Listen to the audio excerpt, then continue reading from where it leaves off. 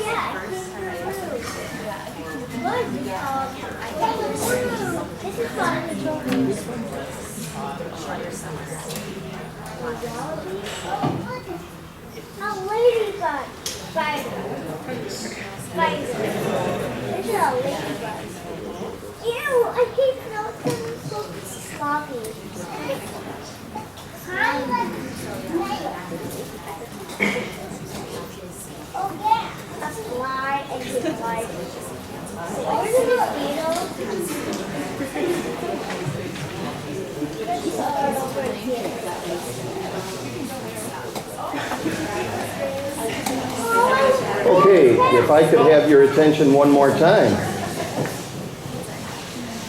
My name is Matthew, and I'll be emceeing today's assembly, and I want to welcome you today. We're going to kick it right off with a song, but before we do, let me please remind you to turn your cell phones to vibrate. Unlike a lot of churches and theaters, it really is okay if you have your cell phone on, but the musicians might give you a dirty look. So if you can live with that, that's okay with me. So we're going to start off with a song where everybody knows your name.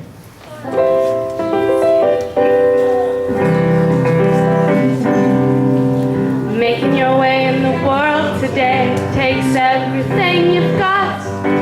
Taking a break from all your worries sure would help a lot. Wouldn't you like to get away?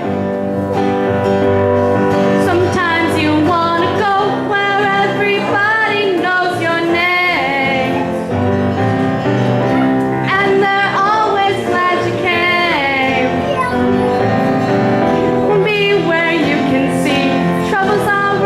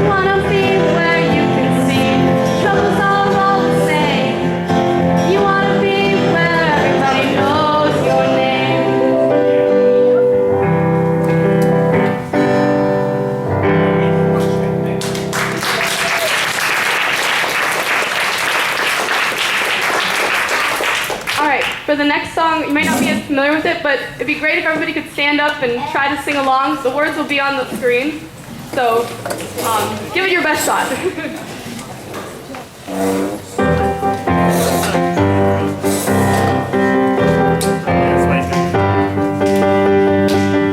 Tell me, what are we living for? Say we're chucking our visions, sell our souls to rock and roll. Need to know what I'm missing. Turn it up on the stereo. Somebody light the ignition. What the hell are you waiting for? It's time to make a decision. Feeling the world go round, spinning me upside down. Finally homeward bound, knocking me up, it's crawling under my skin, and I don't care if I sin. I really want it, really want it, really want it right now. Really want it right now. There's a maker up above. Why is nobody listening? Show me hate and I'll show you love. It's not about your religion. Always looking to someone else. Take a look in the mirror. 'Cause all you need is inside yourself. It couldn't be any clearer. Feeling the world go round, spinning me upside down. Finally homeward bound. My skin, and I don't care if I sin. I really want it, really want it, really want it right now. Really want it right now.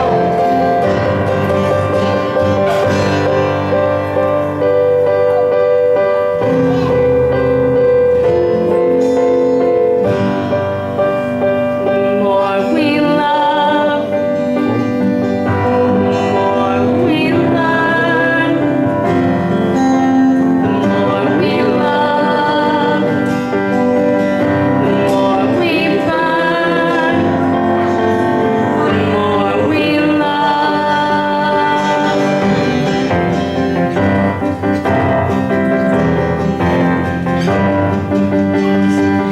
Tell me, what are we living for? Say we trucking our visions, sell our souls to rock and roll. Need to know what I'm missing. Turn it up on the stereo. Somebody light the ignition. What the hell are you waiting for? It's time to make a decision. Feeling the world go round, me upside down. Finally homeward bound.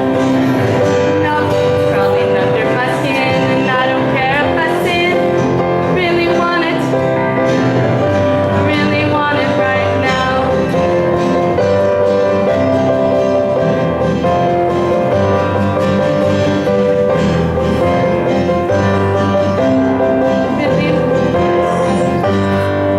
Really want it right now.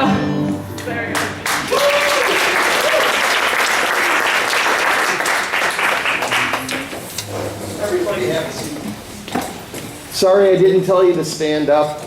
My bad. As I said, my name's Matthew Hertz. I'm your host, your MC. I apologize ahead of time that I'm your host or your MC. If you like what I do, awesome. If you don't, don't tell anybody.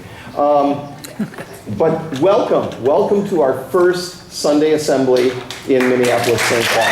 This is awesome.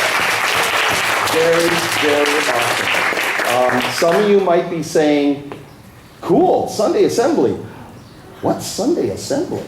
And I'll tell you in a nutshell. January of 2013, two people Yes, they happen to be comedians, but I don't hold that against them. Pippa Evans and Sanderson Johnson got together and decided they really wanted a community. They were living in the UK. They wanted a community, but they were atheists. And they said, how do you do that? So they decided to put together a community on their own, doing what we're doing here. Some songs, some reading, and building relationships with other people. And it grew from there in one short year. It went global. Many of you may have heard about it on the news. It's on all continents now except Antarctica. I don't think the South Pole has one yet. And we're and they're getting a cool reception down there. All right, that's my one bad joke today, I'm sorry. So, and the motto of Sunday Assembly is simple, and we have it up on the wall. It is to live better, to help often, and to wonder more. In short, we're a godless community. We don't worry about religion. We put it aside. Everyone is welcome here, whether or not you're spiritual. But while we're here, we don't worry about that part. We just want to build community and have a good relationship. So let me ask, how many people are here for the first time? Raise your hand. Yeah. I got you. I know I did. I think that's what I've got for right now. We started, just so you know, we started around Christmas time. A few of us got together with the same questions. We heard about the UK movement, and we started talking to each other and saying, doesn't this sound cool? And it went from there. It grew from there, and we kept shooting for dates. When do we want to start and all, and it all settled down. The dust settled to today. And I'm really excited to have you all here, and especially all those that helped launch this from day one. It's been an awesome birthing process. So painful at times, joyful overall. So let's get started with our next piece. We're going to have a reading, I believe, from Matt McCrory. He'll be giving us a short reading.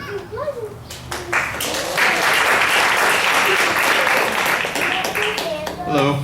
Good, I did the sound right. This is just part of our service, if you will, where we read some wisdom from somewhere. We don't have a particular place where we get it. So, this is characteristics of a community, excerpted and adapted from an article by Peter Anderson and Joe Marscano. She's the one that put this together for us. Thanks, Joe. Here's a bug. The word community originates from the Latin munis, which means the gift, and cum, which means together, among each other. So community literally means to give among each other. Communities are usually organized around a set of principles. The members must be able to access the community, communicate with each other, and have some sort of relationship with the members, some sort of involvement within the community. The community also needs a way of defining itself, an agreement between the members about what the community does and how it is to be done. Social groups need to have the freedom to socialize, but also need some order and structure. Without a form of order and stability, the community cannot fulfill its role. There are no boundaries that define community. The members do not see themselves as part of the community. Communication breaks down or is non-existent. The community loses its skills and resources, and the community cannot fulfill its needs. Boundaries define the community's identity. All communities need a way to determine what the community does and how it does it, and what the community does not do. Without boundaries, the roles of the community become meaningless. There is a sense of ownership and responsibility of the members that are part of the community. Coordination, cooperation between members is vital for any community to achieve its goal. The most important resources are the members themselves. They bring their own experiences, skills, knowledge, wealth, social networks to the community. These resources are shared between members where there is a common need, and in times of crisis, where the community is threatened. The author Susan Goldsmith says, communities are not built of friends or of groups of people with similar styles and tastes, or even of people who like and understand each other. They are built of people who feel they are part of something bigger than themselves, a shared goal or enterprise, like righting a wrong or building a road, or raising children, or living honorably. To build community requires only the ability to see value in others, to look at them, and to see potential partner in one's enterprise. And with Sunday Assembly, we have a pretty simple boundaries. It's help often, wonder more, and live better. And today, that's why we're here together. Whoa, whoa, whoa.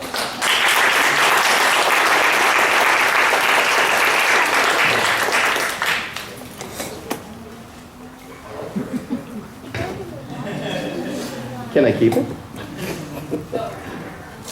All right. Couple of things I forgot to mention in the intro. Yes, I failed. The reason we have large posters up on the wall that say "Live Better, Help Often, Wonder More" is because we have Post-it notes on your table. And anytime during this time together, if you have an idea, or if you have a part of your life where you think you live better because of it, or you want to help often, or you do help often, or things that make you wonder about life, we'd like you to share it. Share it with each other, and just feel free to get up at any time and just pop it up on those pages there. And we're going to keep bringing them back every month so that we can share with each other what it means to live better, help often, and wonder more. And the next piece of our assembly is our main speaker. Our main speaker is someone who many of you know because he works right here at the Unitarian Church. And he is extremely charismatic, and I just met him today, and it's really fun to talk with him. Dr. David Breeden. So come on up, David. Thank you, sir. Which one is the handheld mic? Right here. Oh, it was too easy to find. That doesn't Well, welcome everybody.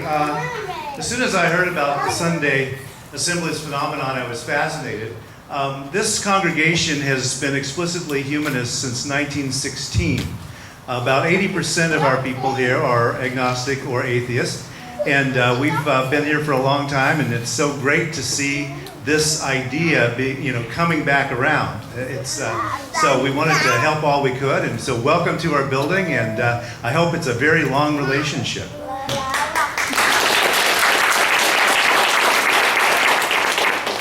I can't help doing one advertising thing, which is we have a bookstore right around the corner. And there's lots of good Darwin, atheist, etc. materials back there, and some of my poetry, so what can you say? I was asked today to speak about community. So what does community mean? And I got to thinking about that. Literary critic Terry Eagleton said, quote, "The din of conversation is as much meaning as we shall ever have." The din of conversation is as much meaning as we shall ever have. I like that. Now, on first glance, it might appear to be a little bleak. Human conversation is all the meaning there will ever be in this universe. But imagine what human conversation has given us. Imagine the din of conversation under the porches and under the trees in Athens during the time of Socrates. Good conversation.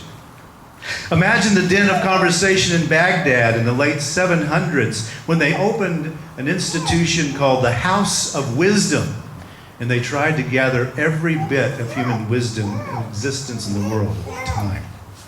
Think of the din of conversation in Florence, which gave us humanism and the Renaissance. Or the din of conversation in Shakespeare's London. The din of conversation in cafes that created the Vienna Circle at the beginning of the 20th century.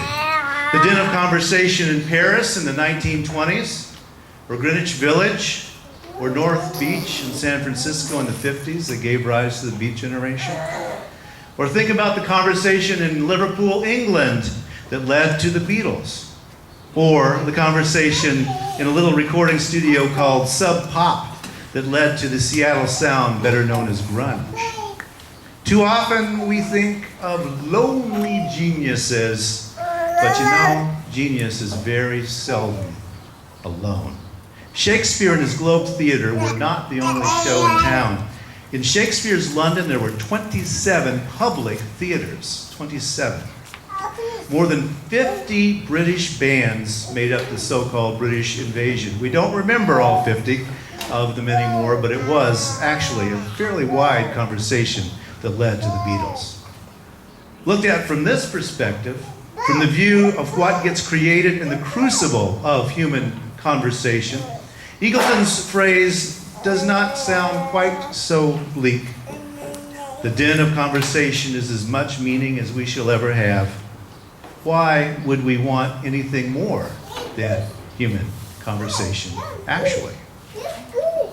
Isn't the mystery beautiful, and all of those stabs in the dark by so many millions of human beings that have gone on over the years in that den of conversation?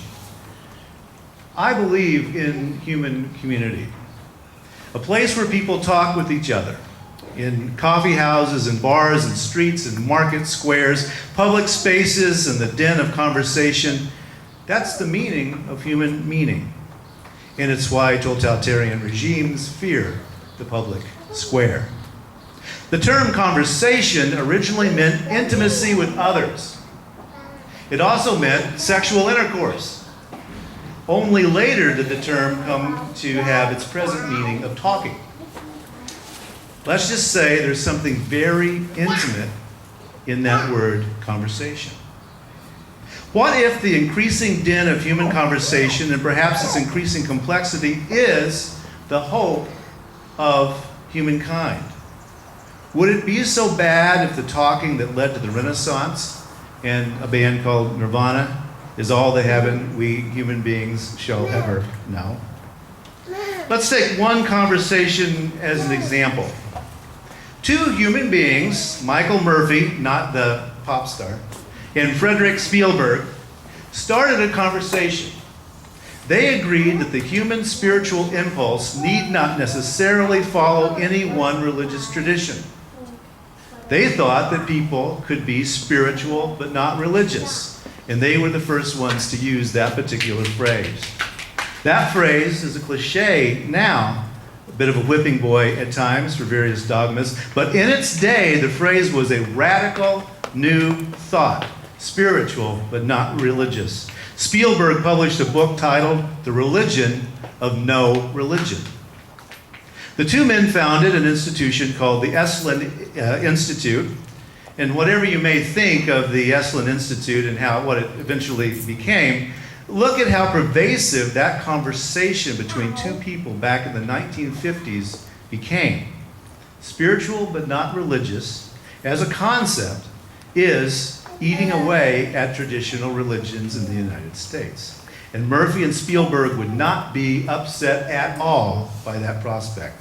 The Esalen motto is, no one captures the flag. No one captures the flag, by which they mean that no truth is the all, be-all truth. And science isn't either. Aren't gratitude and grace and compassion and love and astonishment part of human nature and part of our evolution? How could any one religion steal that flag of wonder and awe? As a matter of fact, how do any of these things have anything to do with any religion? Isn't gratitude and grace and compassion and love and astonishment just as available in art and music and poetry? Available to each of us somewhere in the den of conversation. Pragmatic philosopher John Dewey once said, growth itself is the only moral end. Growth itself is the only moral end. To philosophers, the word only means a lot more than it does. most of us. And here in the 21st century, looking back on the wreckage of the 20th century, we can say, man, growth, that's not really a good idea. And maybe it led to all that self-help stuff and all of that.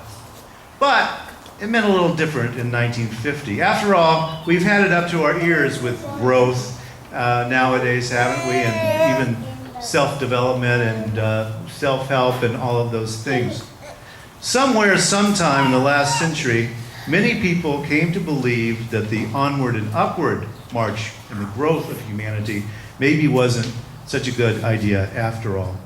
Somewhere back there, onward and upward and developed began to mean, maybe trotting on the heads of the poor or some people in less developed worlds.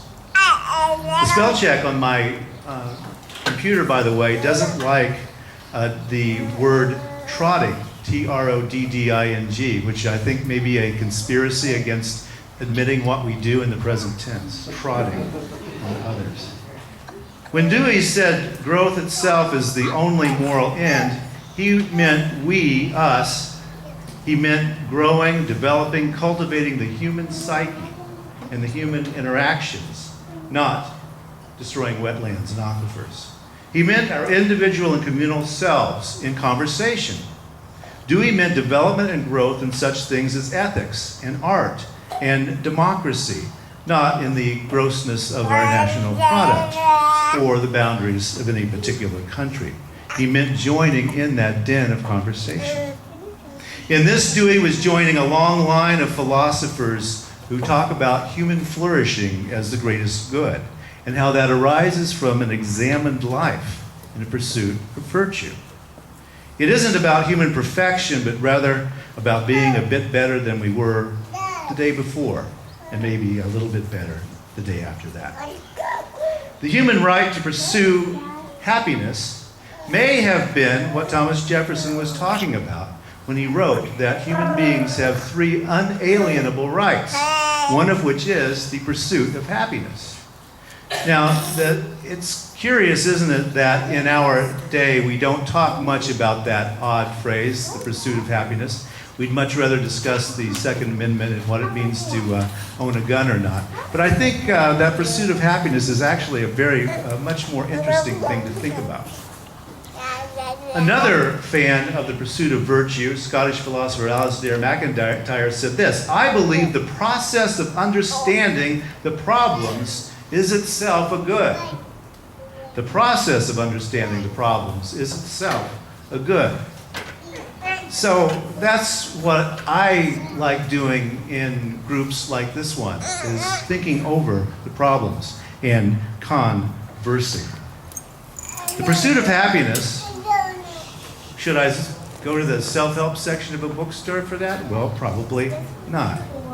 The pursuit of happiness, the pursuit of virtue, the pursuit of truth and meaning and democracy exists in that den of good conversation. It's communal as well as personal. Communal, right? Conversation. Perhaps it's the biggest reason Jefferson line gets ignored nowadays. We have defined happiness as an individual pursuit, and we become individualists. But that wasn't the point at all. It was about getting into a conversation in community. The personal growth that Dewey advocated was a personal growth within a larger communal whole. After all, virtue is about how we treat other people. You can't be virtuous by yourself, right? You've got to be virtuous toward someone else. Dewey had in mind the ideal of the Socratic dialogue. Socrates didn't tell people what to think, he just talked with them and drew out what they were thinking.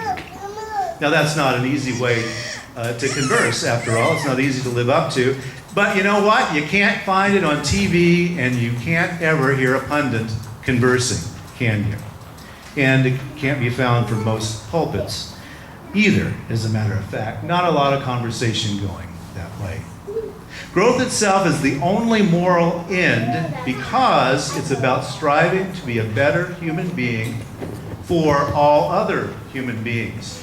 And for that, it's profoundly humanist. So today, here, we're creating a new conversation. One that is perhaps even beyond spiritual but not religious. Who knows?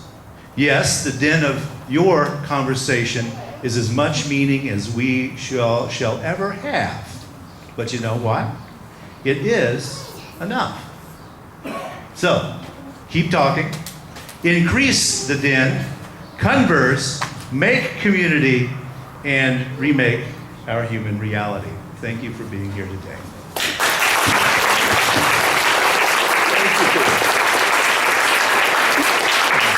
Thank you, David. Okay, we're going to jump right back into some singing because we can't have enough singing. I don't know if you feel that way, but I do. So we're going to do a song, Times Like These, from the Foo Fighters.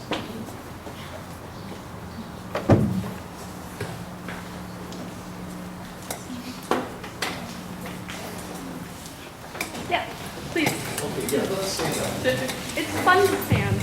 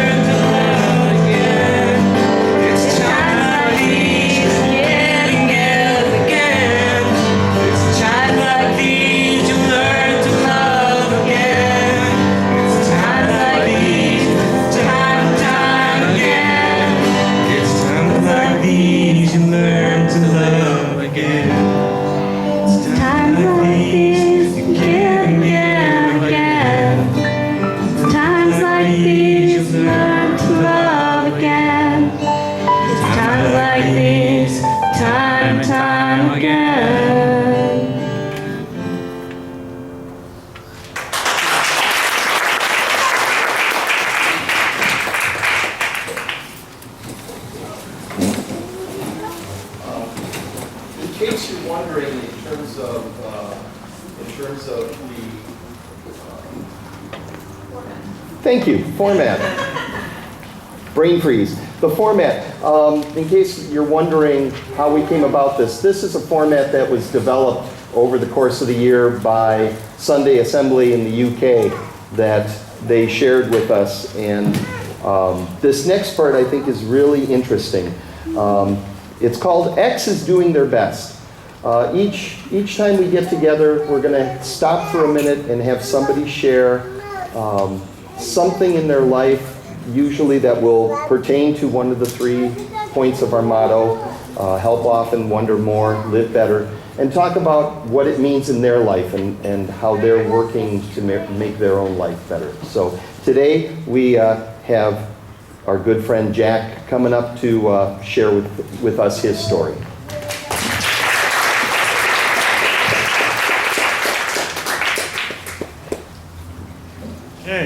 Yes, I'm X today. If anybody can't hear me in the back, just raise your hand, okay? My name is Jack Caravella, and this is the part of the program, as Matthew said, called He or She is Doing Their Best. Each assembly, someone from our group gets up and shares something they found that helped them live better, help more often, or wonder more. This month's theme is community, so I thought I'd talk about how I've tried to help build one. I mean, that's why we're all here, right? To be a part of a community, a group of friends who get together regularly, who talk and laugh and sing and offer support and even inspiration to each other. So why doesn't this just come naturally? I think it has a lot to do with the social conventions we've learned throughout our lives, sometimes without even realizing we've learned them. For instance, whenever I get into a crowded elevator, I do the same thing. Walk in, turn around, face the door, and avoid eye contact with everyone else. Now, unless they're riding with someone they know, all the other people in the elevator pretty much do the same thing. So what would happen if one day, instead of turning to the door, I stopped, looked everyone in the eye, and said, I know you're wondering why I called you all here today. And no, I've never done that, although I have been tempted. So I bring that up as an example of how we learn to avoid meaningful contact with other people. Maybe it goes back to our parents telling us not to talk to strangers, which is a good idea when you're a kid. After a while, though, you get past the point where you're likely to get into a car with a stranger who offers you candy. I mean, I gave that up in college. I am kidding. But there came a time when, after I moved to the Twin Cities, when I wanted to be part of a community. And I'm a non-believer, a free-thinking, secular kind of guy. So I found an atheist group that had some monthly meetings. I went to a couple, and the format was always the same: some opening remarks and then a presentation. The programs were interesting, and the audience was a lot like the people on those elevators. Everybody listened politely. Some asked the speaker questions, but no one talked to people that they didn't already know. Since I didn't know anyone, I wasn't finding the community that I was looking for.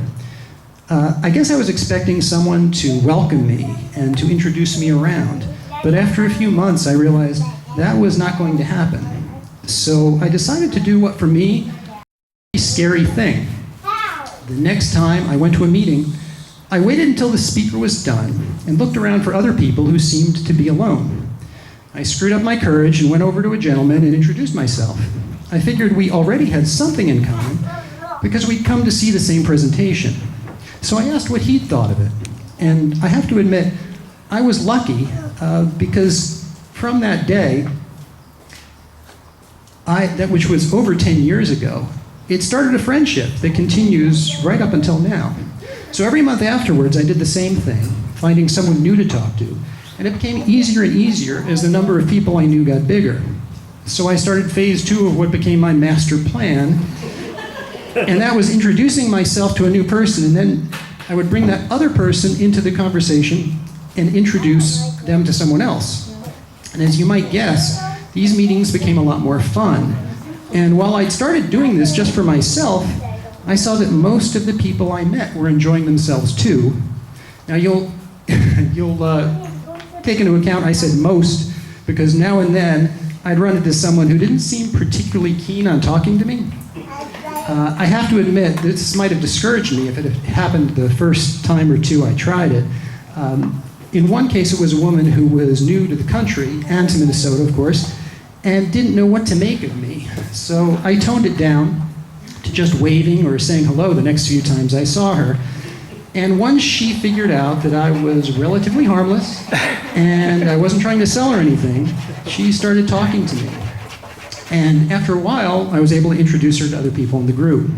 So I offer this experience as something that's worked for me, and I like to think helped change the culture of an organization.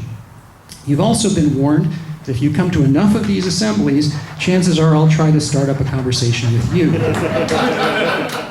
But I'm still relatively harmless, and I'm still not trying to sell anything. Well, maybe one thing, and that's if we're going to keep this Sunday assembly going, we're going to need lots of participation from all of you. And while I've been talking, I'm sure some of you have thought of your own examples of doing your best. So please volunteer to share them, or step up in another way that'll keep us strong and growing. And my name is Jack. Thank you for listening.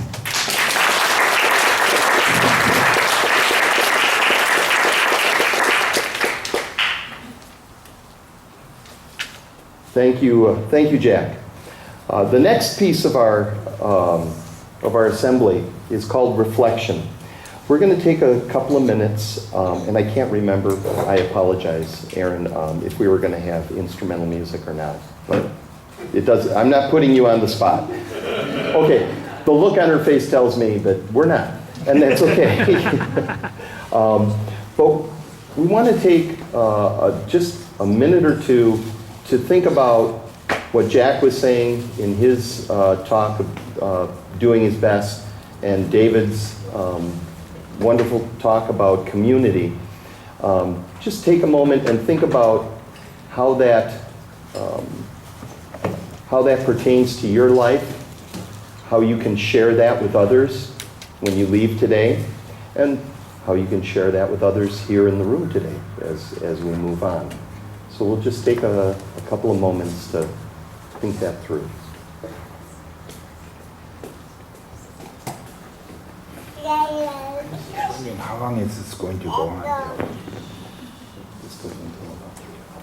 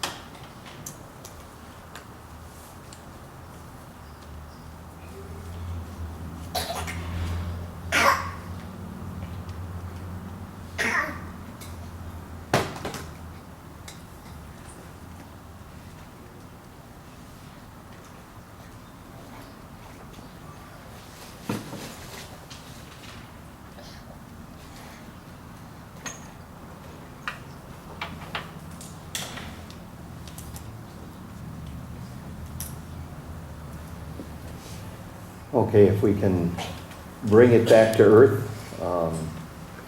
The next piece that we're going to do is called Meet Your Neighbors. And I guess we're going to do rock, paper, scissors. No, that's all right. It's quite all right. I had changed it, but don't worry about it. All right, no, this is a fun game. This is a great icebreaker game. This is called Rock, Paper, Scissors Championship. Okay, and this is a great game for getting to know people and letting your fun competitive side come out. And this is how the game is played. You all know how to play rock, paper, scissors, right? We're not going to make it crazy with rock, paper, scissors, spot, blizzard. So we're going to just rock, paper, scissors, nice and simple. So we're going to go up to someone, we're going to challenge someone, and we're going to say, 1, 2, 3, shoot. And on shoot, you either put rock, or you put paper, or you put scissors. And it's a one-time challenge. And whoever wins goes on to challenge another winner in the room.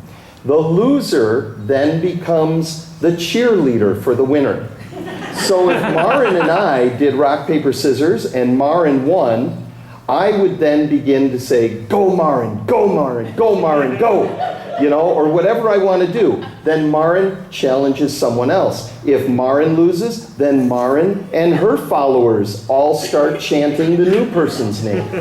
This goes on until there are 2 people left in the room who have won all of their games without cheating. Okay, and everyone in the room is cheering for one of the 2 people. Okay? Are there any questions about this? Okay. Yes, sir. Yes. Yes. You're right. Thank you, Jack. Rock, paper, scissors. In the official rules, rock We'll break scissors. So if you do scissors and I do rock, I win. If I do paper and you do scissors, you win because scissors cut paper. And if you do rock and I do paper, paper covers rock. So paper wins. Okay? So that's simple as that. If it's a tie, you do it again. Very good. Yeah, if you don't both do rock, you just do it again. 1, 2, 3, shoot. All right? And if somebody, and I know someone's going to try it, if somebody starts putting out rock or putting out paper, and they see the other person putting paper, and they go, oh, scissors. No, you can't do that. You got to stick with what you choose. You know? Yes, question. If you're a cheerleader for somebody and they lose, you get transferred to the Yes, winner? you are transferable. Yes. And it just keeps going on. So let's try it. Everybody just stand up, find somebody to go up against, and give it a shot. Okay?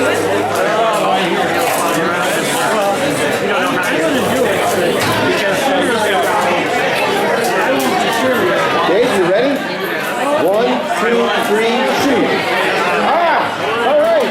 I'm the winner. Okay.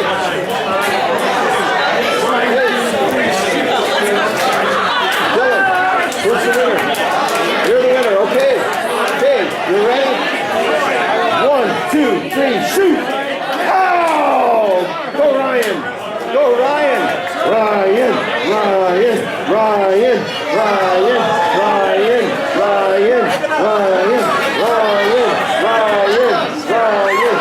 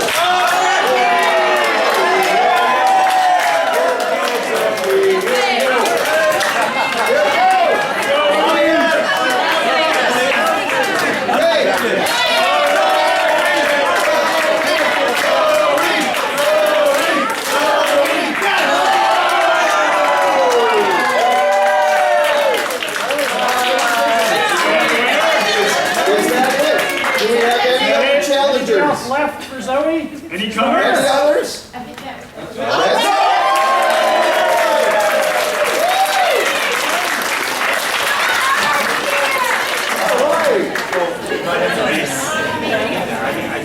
Check. There we are. Okay. Woo! Let's have a seat. The winner. Okay. Zoe, well played. Write a book. They're going to be looking for you in Vegas at the International Rock, Paper, Scissors Championships. And there is such a thing. So, all right. One more thing we're going to do very quickly. I have the pleasure, I guess, Nick's pleasure, to introduce you to our mascot of Sunday Assembly, and that is the Pink Pig. You'll see the Pink Pig on 3 of the tables. That's because our little crafty hands were not busy enough to get enough made. Our Pink Pigs are hungry. They're really hungry because everyone who is working on Sunday assembly together are volunteers. No, but that's part of the policy of Sunday assembly from top down. Musicians, everybody volunteer. And of course, it's not free to do something like this. So we're asking you to take a moment to think about just how much bacon you can put in that pig. Because we could use some. It takes money to purchase signage, to get the plates and such, and we'll be talking about renewable and green stuff later, but so just take a few minutes. We're going to keep going, but keep that in mind that before you leave, if you could feed the pig, we would really appreciate it. All right? So, yes. Okay. Our next piece, announcements. Oh, I know you hate this part. Who doesn't? Our first announcements are going to come from Nancy, who is our queen of desserts.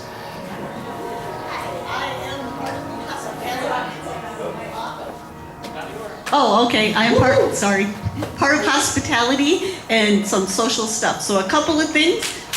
One, we want this community to really go beyond our monthly meetings. And so we have been planning some social events on Meetup, and I just wanted to say a couple of them. They both happen to be at my house, and one right after the other, so if you come for the one, I guess you could sleep over. Surprise!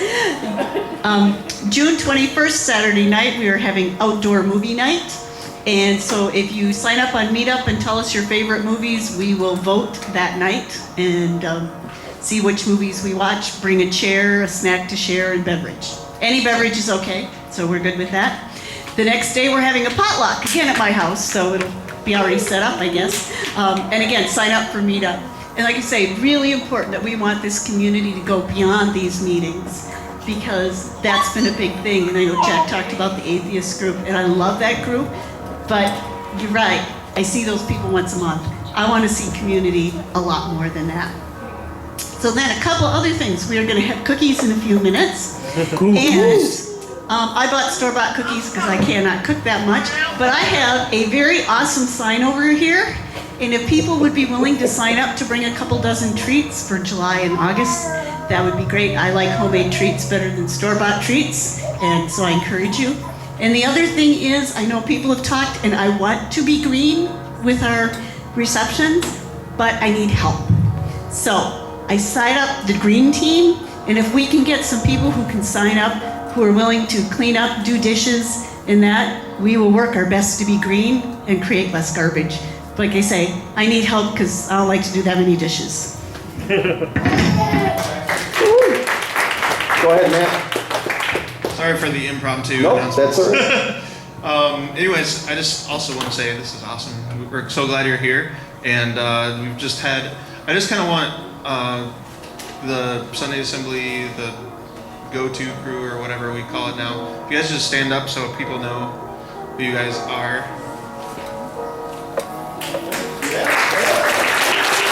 So and the reason we're doing that isn't just because we're awesome. It's because we just want you to know where to connect to. And what I believe is, we're all Sunday Assembly, and we all want everyone to be involved. And it's taken a little while to get communication and get things going and everything. But we've got a night on June 22nd. It's the potluck night, and it's also afterwards going to be a volunteer night, and we're going to start regular volunteer days just to get together and do things like social media and band and event planning and all of that stuff. So look for that on Meetup for more details.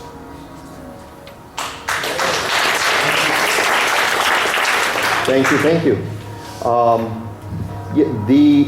With that in mind, some people may be wondering, we haven't put the Meetup yet for next Sunday Assembly. Well, next Sunday Assembly is July 12th. It's a Sunday. Okay, all right. I thought that was cute, but... and then after that is August 10th. So those are our three summer Sunday Assemblies. These are what we're calling kind of a soft launch. Soft launch meaning we're working the bugs out of this. We know that nothing's perfect from the get-go, so we're going to be trying things, trying different songs, trying different setups, whatever, and we would love your input, because the only way this will become successful for all of us as a community is by getting input from everybody and sharing that input and putting it into the process. So July and August, and then in September, there'll be a slight change because that's going to be the global launch for Sunday assemblies worldwide, and they have asked everyone to have their assembly on September 28th so that they're all happening on the same day. So that one we're going to postpone a little bit, so which might be a good idea since school is starting and everyone might be kind of overwhelmed with getting back into the swing of things at school. Are there any other announcements that I might be forgetting? Yeah. Yes. I think I've given you this, and I would just like to really what.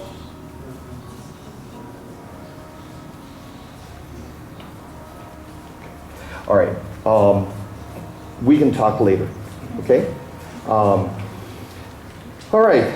That brings us to the closing address, and I'll be doing that piece. This has been a really incredible experience from back in January when we started to today. There have been some, as Matt mentioned, some wonderful moments and some tense moments, which are good because it's part of building. It's part of relationship. We getting to know each other. As my wife Nancy said at one point, how cool is it that a group of people like us have all been saying the same things? I want a community. Not sure where to get it. Don't want it in a church. Don't want to be told about invisible friend or whatever you want to define that, but I want a community. I want people I can touch base with. So we come together today as strangers. We gathered wondering, we're curious about what's going on, we're hopeful. Then we met. At the beginning, we shared short stories before the assembly started. Just getting to know names and a little bit about each other. Then we sang a song.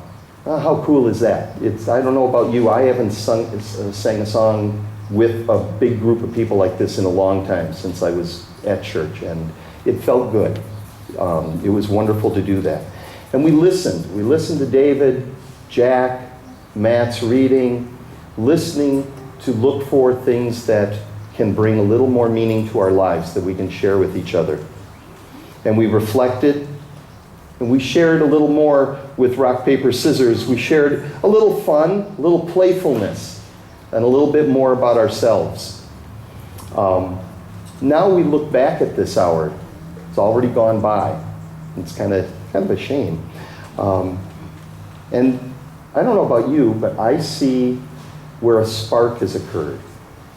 A little spark of community, a spark of conversation that I'm hoping we can all gently fan and bring that spark to a flame so that we can start a community of our own and begin a journey together that we never thought possible a month ago.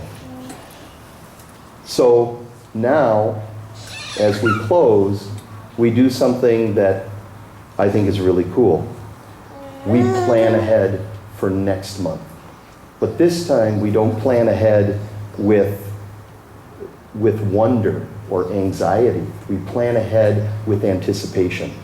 Because now, I see the people who are coming, and I don't know about you, but I'm looking forward to it. To every month, to every meeting. So, thank you all for coming today.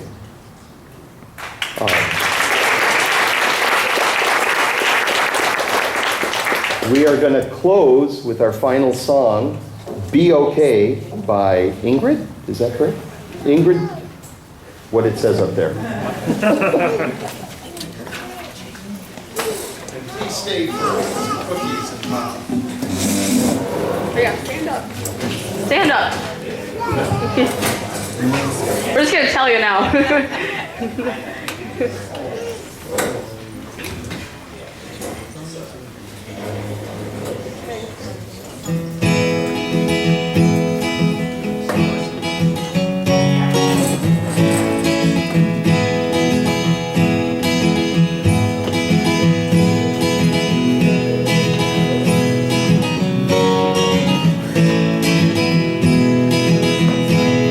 I just wanna be okay, be okay, be okay. I just wanna be okay today. I just wanna be okay, be okay, be okay. I just wanna be okay today. I just wanna feel today, feel today, feel today. I just wanna feel something today. I just wanna feel today, feel today, feel today. I just wanna feel something today. Open me up and you will see. I'm a gallery of broken hearts. We just need repair, you and me. And we can fix our broken hearts.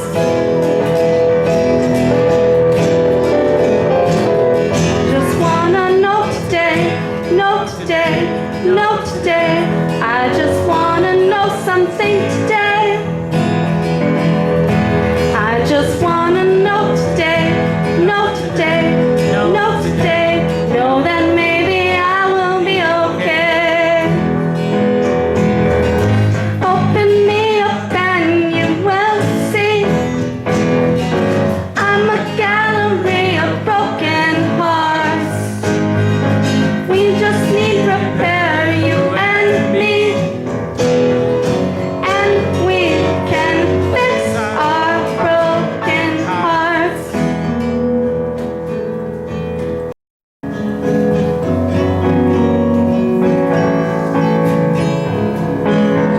Come help me with these pieces. Come help me with them, please. I'll help you with these pieces. And we can fix our broken hearts.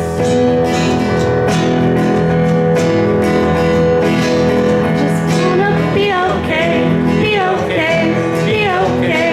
I just wanna be okay today. I just wanna feel today, feel today, feel today. I just wanna feel something today. Open me up and you will see. I'm a gallery of broken hearts. We just need repair, you and me. And we can fix our broken hearts. I just wanna know today, know today, know today. I just wanna know something today. I just wanna know today, know today, know today. Know that maybe I will be okay. Maybe I will be okay. Maybe I will be okay. Thank you, everybody.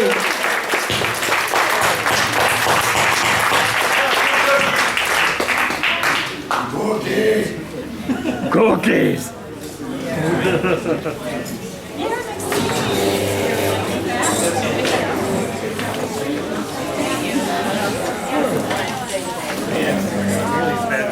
Yeah, No,